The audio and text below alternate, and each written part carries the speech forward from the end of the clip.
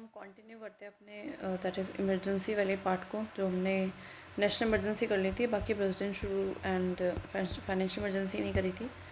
So let's start.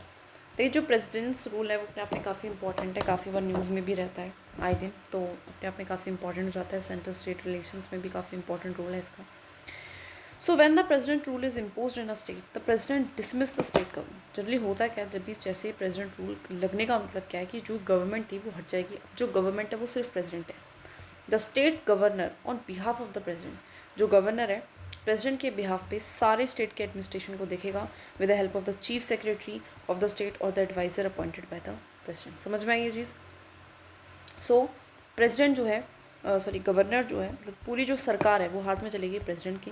अब president governor के through या गवर्नर के थ्रू जो गवर्नर खुद चीफ सेक्रेटरी या फिर किसी एडवाइज़र के थ्रू, जो कि खुद प्रेसिडेंट अपॉइंट करेगा, हमारी जो स्टेट की एडमिनिस्ट्रेशन है उसको चलाएंगे। अभी क्यों लगता है इम्पोजिशन के ग्राउंड्स क्या हैं, क्या रीजंस है इसके? देखिए, एक तो आर्टिकल 356 है जो कि बोलता है कि अगर प्रेसिडेंट सेटिस्फाई होता है कि ऐसी सिचुएशन आन पड़ी है जहाँ पे जो गवर्नमेंट है हमारी स्टेट की can not be carried on in accordance with the provision of the constitution, वो कॉन्स्टिट्यूशन के प्रोविजंस के अकॉर्डिंग काम नहीं कर रही है, देन जो प्रेसिडेंट है वो can act either on a report of the governor of the state और अदरवाइज टू। तो वो क्या कर सकता है, then the president can act either on report of the governor of the state और अदरवाइज टू। तो वो रिपोर्ट कर सकता है हमारे ऑन द प्रेसिडेंट चाहे तो ये डिसीजन किस बेसिस पे लेगा, या फिर तो रिपोर्ट दिए गवर्नर ने, या फिर खुद भी अपने मर्जी से कर सकता है और प्रोक्लेमेशन इशू कर सकता है। वहीं 365 कहता है जब भी हमारा स्टेट फेल टू कंप्लाई करता है, स्टेट कंप्लाई नहीं कर पाता है विद और to give effect to any direction from the centre, centre ने कोई डायरेक्शन दिया, स्टेट उस पर काम नहीं कर पाया, उसको नहीं कंप्लाई कर पाया, it will be lawful for the president to hold that a situation has arisen in which the government of the state cannot be carried on in accordance with the provisions of the constitution। इसका मतलब ये होता है कि अब एक ऐसा समय आ चुका है जहाँ पे president to hold the situation has arisen, एक ऐसी सिचुएशन आ चुकी है जहाँ पे government of the state can not be carried on in accordance with the provision of the constitution, कि अब जो स्टेट की गवर्नमेंट है वो और आगे कॉन्स्टिट्यूशन के प्रोविजंस के हिसाब से नहीं चल रही है। सो दो कारण है, ठीक है। पार्लियामेंट्री अप्रूवल एंड थोड़ा सा ड्यूरेशन समझ लेते हैं। देखिए, जो प्रोक्लेमेशन है हमारे प्रेसिडेंट रूल का, उसको अप्रूव कराना पड़ता है दोनों हाउसेज से, लेकिन सिंपल मेजोरिटी के थ्रू और 2 महीने के अंदर, ठीक है। तो दोनों हाउसेज से कराना पड़ेगा 2 महीने के अंदर सिंपल मेजोरिटी के through. If the proclamation is issued at a time, लेकिन अब ऐसा भी टाइम आ सकता है जब हमारा लोकसभा क्या हो, डिजॉल्व हो, और प्रोक्लेमेशन तो तब भी कराना पड़ सकता है। और the dissolution take place during the period of 2 month, या फिर 2 महीने के अंदर अंदर, 2 महीने से के अंदर अंदर हमारा डिजॉल्व हो गया जो हमारी गवर्नमेंट थी यूनियन पे, then the proclamation survives until 30 days from the first sitting of the Lok Sabha after it reconstitution. तो लेकिन जब हमारी लोकसभा दोबारा से रिकॉन्स्टिट्यूट होगी तो उसके 1 महीने के अंदर अंदर उनको क्या देनी पड़ेगी, मंजूरी देनी पड़ेगी। ऑल दो जो राज्यसभा है इस मीन टाइम में इसको क्या कर देगी, अप्रूव कर देगी। If approve by both the houses of the parliament, president rule continue for 6 month. तो दोनों हाउसेज से जब हमारा ये क्या कर जाता है, अप्रूव हो जाता है, तो उसके बाद 6 महीने तक कंटिन्यू रह सकता है। इट कैन बी एक्सटेंडेड, उसको आगे भी बढ़ा सकते हैं मैक्सिमम, लेकिन 3 साल तक के लिए बढ़ा सकते हैं। और वो भी अप्रूवल ऑफ पार्लियामेंट लेना पड़ेगा एवरी 6 महीने में, हर 6 महीने में अप्रूवल लेना पड़ेगा हमारे किसका, पार्लियामेंट का। Resolution approving the proclamation can be passed by the Parliament only by simple majority, provided that beyond 1 year, President rule can be extended by 6 months at a time only when a proclamation of the national emergency should be in operation, or in any whole part of the state. The Election Commission must certify the general election of the concerned state cannot be held। वो कह रहा है कि ठीक है, आपको पता है कि अगर आपको आगे भी प्रेसिडेंट रूल को कंटिन्यू रखना है 1 साल से ज़्यादा, तो आपको कुछ कंडीशन सेटिस्फाई करनी पड़ती है, तभी आप जो है प्रेसिडेंट रूल को आगे प्रोक्लेम कर सकते हो। क्या कंडीशंस है, आइदर इनमें से एक भी होना चाहिए, या फिर तो इलेक्शन कमीशन कहता है कि उस पर्टिकुलर स्टेट के भी इलेक्शंस नहीं किए जा सकते हैं, या फिर नेशनल इमरजेंसी कहीं भी कंट्री में लग रही हो, या उस स्टेट में लग रही हो, किसी भी पार्ट ऑफ द उसमें लग रहे हो, या पूरी कंट्री पे नेशनल इमरजेंसी लग रही हो, तो दोनों में से अगर एक भी कंडीशन होती है तो आप इसको 1 साल से आगे एक्सटेंड कर सकते हो, ठीक है। जो प्रोक्लेमेशन है प्रेसिडेंट रूल का, उसको रिवोक कौन कर सकता है, सिंपली प्रेसिडेंट कर सकता है at any time by subsequent proclamation, order लाके। सच अ प्रोक्लेमेशन को कोई पार्लियामेंट्री अप्रूवल की ज़रूरत नहीं होती है। ध्यान रखने वाली बात यह है कि प्रेसिडेंट को जब भी रिवोक करना है नेशनल इमरजेंसी, तो भी ना उनको अप्रूवल की ज़रूरत तब भी नहीं है, प्रेसिडेंट रूल में तो कोई अप्रूवल की ज़रूरत होती ही नहीं है, और प्रेसिडेंट रूल में हमारी पार्लियामेंट का कोई रोल होता ही नहीं है इसको रिवोक करने में। सिंपल हमारा जो प्रेसिडेंट है वो ऑर्डर निकालता है, वो सिंपली रिवोक कर देता है। अब कॉन्सिक्वेंसेस क्या होते हैं, इससे चेंजेस क्या होते हैं? देखिए, प्रेसिडेंट चाहे तो सारे functions of the state government को ले सकता है एंड डेलीगेट कर सकता है टू द गवर्नर। मतलब जो भी स्टेट गवर्नमेंट का काम था, गवर्नमेंट अब कौन है? प्रेसिडेंट है। अब प्रेसिडेंट खुद तो गवर्नमेंट नहीं चलाएगा वहाँ की, लेकिन गवर्नर के थ्रू चलवाता है। डिक्लेयर कर सकता है कि जितनी भी पावर्स थी स्टेट लेजिस्लेचर की, अब वो कौन एक्सरसाइज करेगा? पार्लियामेंट एक्सरसाइज करेगा। Take all other necessary steps, और भी कुछ भी कर सकता है जो भी उसको लगता है, इंक्लूडिंग जैसे कि सस्पेंड कर देना constitutional provisions regarding to the authority और anybody in the state. Suspend या डिसॉल्व भी कर सकता है स्टेट लेजिस्लेटिव असेंबली को। Parliament passes the state legislative bills and state budget. अब वो डिसॉल्व कर देगा तो पार्लियामेंट क्या करेगी? सारी जो भी लेजिस्लेटिव बिल्स हैं, स्टेट बजट, उनको पास करती है। But the dissolution of the assembly is not a necessarily feature while removal of the state council of ministers necessity. ध्यान रखने वाली बात है कि गवर्नमेंट को निकालना, डिसमिस करना, ये तो एक नेसेसरी फीचर होता है, लेकिन जो लेजिस्लेटिव असेंबली है उसको डिसॉल्व करना नेसेसरी नहीं है, उसको आप सस्पेंड भी कर सकते हो, राइट? तो ये सब कुछ प्रेसिडेंट कर सकता है, समझ पाए? अब when the state legislature is thus suspended और डिसॉल्व, अगर स्टेट लेजिस्लेचर हमारी सस्पेंड रहेगी या डिसॉल्व रहेगी तो आपको पता है parliament can delegate the power to make laws for the state to the president और any other authority specified by him the regard. Parliament खुद तो बना सकती है, साथ में पार्लियामेंट बाय लॉ, है ना, ये अथॉरिटी, ये जो काम है किसी और को भी दे सकती है, प्रेसिडेंट को भी दे सकती है। The president can authorize when the Lok Sabha is not in session. President कहते हैं जब भी लोकसभा सेशन में नहीं रहेगी, जो एक्सपेंडिचर करना है स्टेट कंसोलिडेटेड फंड पेंडिंग है, it's section by the parliament, है ना, जो भी खर्चा होगा स्टेट हमारे कंटिजेंसी फंड ऑफ स्टेट से, तो उसका जो अप्रूवल है वो कौन करेगा? पार्लियामेंट करेगा, क्योंकि स्टेट लेजिस्लेचर तो है नहीं। और अगर पार्लियामेंट भी सेशन में नहीं है, लोकसभा सेशन में नहीं है, तो ordinances of the when the parliament is ordinances for the governance of the state. मतलब क्या है कि प्रेसिडेंट चाहे तो फिर ऑर्डिनेंस के थ्रू भी चीज़ों को करा सकता है। A law made by the parliament या फिर प्रेसिडेंट, दोनों या फिर कोई भी एनी अदर स्पेसिफाइड अथॉरिटी जब भी लॉ बनाती है स्टेट लिस्ट पे, है ना, वो ऑपरेटिव रहते हैं even after the president rule. उस पर्टिकुलर स्टेट के लिए वो ऑपरेटिव ही रहते हैं जब तक कि वो खुद स्टेट लेजिस्लेचर असेंबली में कुछ चेंजेस ना करे, वो ऑपरेटिव रहेंगे। ध्यान रखने वाली बात है कि जो हाई कोर्ट होते हैं वो हमारे, उनके काम एकदम एज इट इज़ रहते हैं, उस पर कोई भी बदलाव नहीं आता है। पहली बार जो है प्रेसिडेंट रूल जो है हमारा इम्पोज हुआ था हमारे पंजाब में, ठीक है, समझ में आई चीज़। अब SR Bommai case is very important case, जो कि हमारे प्रेसिडेंट रूल से रिगार्डिंग, जो कहता है कि जुडिशियल रिव्यू होना चाहिए टू चेक करने के लिए कि कितनी कॉन्स्टिट्यूशनलिटी थी प्रोक्लेमेशन की। जो प्रोक्लेमेशन आपने किया है क्या वो अपने आप में सही है, क्या वो अपने आप में जायज़ है, उसको चेक करना भी ज़रूरी है। Courts do not look into the correctness of the material but the existence of material is necessity. वो कहता है कि आपके पास कुछ तो प्रूफ होना चाहिए, चाहे वो प्रूफ कितने आप में सही है कि नहीं है उस चीज़ से मतलब नहीं, लेकिन कुछ तो प्रूफ दो, कुछ तो ऐसी बात बताओ ना जिस बेसिस पे आपने वो लगाया है। Till parliament approval legislative assembly suspended and not dissolve. वो कहता है कि जब तक पार्लियामेंट का अप्रूवल ना जाए तब तक हमें जो असेंबली है उसको क्या करना है, सिर्फ और सिर्फ सस्पेंड करना है, डिसॉल्व नहीं करना है। Floor of the house is the only test ground of confidence. साथ में आपको हाउस में जाके कॉन्फिडेंस को चेक करना पड़ेगा, ठीक है, खुद से मत ऐसा सोचो कि वहाँ तो कॉन्फिडेंस नहीं रहा इसलिए प्रेसिडेंट रूल लगा दिया। Anti secular politics are liable for article 356। वो कह रहा है कि अगर कहीं पे भी एंटी सेकुलर पॉलिटिक्स होगी तो वहाँ पे आप प्रेसिडेंट रूल लगा सकते हो।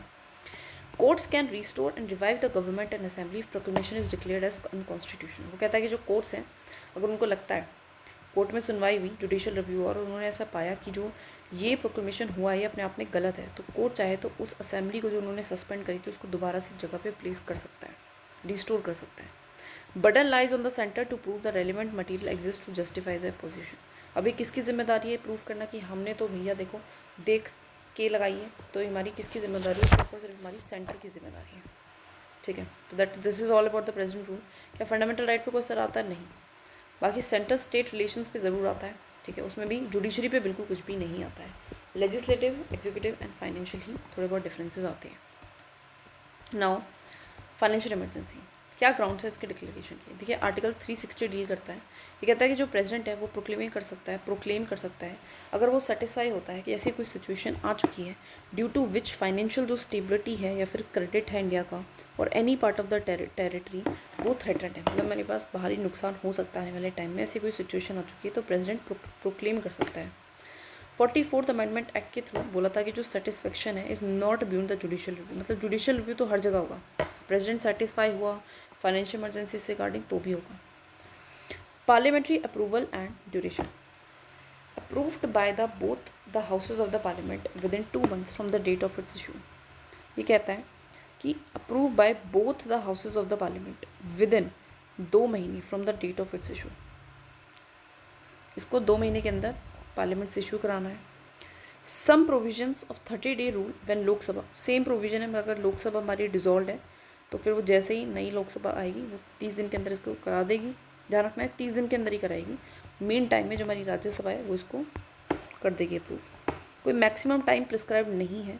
साथ में आपको रिपीटेड पार्लियामेंट्री अप्रूवल की ज़रूरत भी नहीं लेनी होती है इसके कॉन्टिन्यूशन के लिए। A resolution approving the proclamation can be pass bye either house only by a simple majority, that is the majority of the members of the president voting। ये थोड़ा सा इन्होंने गलत लिखा हुआ है, आइदर नहीं है, बोथ हाउसेस को अप्रूव करानी पड़ती है और सिंपल मेजोरिटी से होती है, इतना तो बेसिक चीज़ है, ठीक है, सिंपल मेजोरिटी दोनों हाउसेस से। अब क्या इफेक्ट्स होते हैं, क्या अंतर आता है फाइनेंशियल इमरजेंसी के लगने से? देखिए जो एग्जीक्यूटिव अथॉरिटी है हमारे सेंटर की वो और ज़्यादा बढ़ जाती है टू द गिविंग ऑफ, कि वो डायरेक्शन दे सकते हैं किसी भी स्टेट को कि अपनी जो कैनन्स है, जो फाइनेंशियल प्रॉपर्टी है उस पर थोड़ा ध्यान रखो। वो कह सकते हैं कि किसी भी स्टेट को डायरेक्शन दे सकते हैं कि president may deem necessary and adequate to for the purpose, जो भी प्रेसिडेंट को लगे नेसेसरी है, ज़रूरत है, एनी सच डायरेक्शन। और इन सारी डायरेक्शंस के थ्रू आप ये भी कह सकते हो कि अपनी जो सैलरीज़ हैं, जो अलाउंसेज हैं, आप जितने भी अपने person serving in the state, जो स्टेट के लिए काम कर रहे हैं, स्टेट गवर्नमेंट में रह के काम कर रहे हैं, आप उनकी सैलरीज़ वगैरह कम करो। रिजर्वेशन भी कहने के लिए कह सकते हैं कि आप रिजर्व करो जितने भी मनी बिल्स हैं या कोई भी फाइनेंशियल बिल है, और वो सीधा प्रेसिडेंट कंसिडर करेगा after they are pass for by the legislator of the state, ठीक है। तो स्टेट लेजिस्लेचर ने जैसे कोई बिल पास कर लिया, मनी बिल है, फाइनेंशियल बिल है, तो उसको आप प्रेसिडेंट के पास जाएगा वो, ठीक है, प्रेसिडेंट अपना बताएंगे आगे। द प्रेसिडेंट में इशू डायरेक्शंस और भी दे सकते हैं, जैसे कि वही सैलरी अलाउंसेस कम कर दो, जजेस तक के भी दे सकते हैं। तो बस ये होता है, पैसों से रिगार्डिंग होगा ज़्यादा क्या इफेक्ट आ सकता है। क्रिटिसिज्म अगर हम देखें इमरजेंसी प्रोविजंस का, तो this we can write it in the means, काफ़ी इंपॉर्टेंट हो जाता है। काफ़ी लोग इसको बोलते हैं that it is basically a constitutional dictatorship, जैसे कि टी कृष्णाचारी क्या बोल रहे हैं कि ये क्या है, कॉन्स्टिट्यूशनल डिक्टेटरशिप है। देखिए डिक्टेटरशिप में टी काफ़ी बार आ रहा है तो टी, ठीक है। कृष्णमाचारी अत्याचार है ना एक तरीके से, अच्छा अत्याचार, तो कॉन्स्टिट्यूशनल डिक्टेटरशिप क्या अत्याचार होता है, तो टी कृष्णाचारी क्या कह रहे हैं कि ये क्या है, कॉन्स्टिट्यूशनल डिक्टेटरशिप है, ठीक है। साथ में और भी हम कह सकते हैं, बस एक याद रख लो, बाकी के शाह बोल रहे हैं कि this is a chapter of reaction and retrogression, मतलब एक तरीके से गलत तरीका है ना, चैप्टर ऑफ रिएक्शन है एंड रेट्रोग्रेशन है, ठीक है। तो इनको याद रखो, के शाह को एंड टी कृष्णाचारी को, इन्होंने बोला कॉन्स्टिट्यूशन डिक्टेटरशिप, इन्होंने बोला रिएक्शन एंड रेट्रोग्रेशन, इन दोनों को याद रखना है। Highest number of president rule Manipur total 10 times, आपको पता है मणिपुर में आज तक सबसे ज़्यादा जो है प्रेसिडेंट रूल लगा है। छत्तीसगढ़ तेलंगाना ऐसे स्टेट है जहाँ पे कभी भी लगा ही नहीं है, ठीक है। बाकी अगर आप देखोगे तो टोटल अगर आप देखोगे तो 100 से ज़्यादा प्रेसिडेंट रूल अब तक लग चुका है, काफ़ी बार लगता है, इस पर काफ़ी डिबेट भी चलती है। ऑल्दो ये प्रीलिम्स के लिए चीज़ें थी, मेंस में हम मेंस के पर्सपेक्टिव से ऑलरेडी इसके बारे में पढ़ चुके हैं, तो घबराने की बात नहीं है। ओके, अब हम अपना नेक्स्ट चैप्टर करेंगे, दैट इज़ यूनियन एग्जीक्यूटिव। या पहले एक काम करते हैं, इसमें कैबिनेट कमिटीज़ कर लेते हैं, ज़्यादा आसान रहेगा, ज़्यादा बेटर है।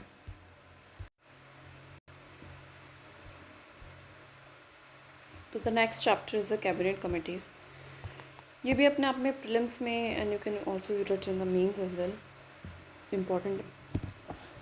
देखिए जो कैबिनेट कमेटी होती है इंस्टीट्यूशनल अरेंजमेंट है, जनरली किस लिए है, इनका मेन एम क्या है, that is to reduce the workload of the cabinet, cabinet के ऊपर बहुत ज़्यादा बर्डन जो होता है काम का उसको कम करने के लिए।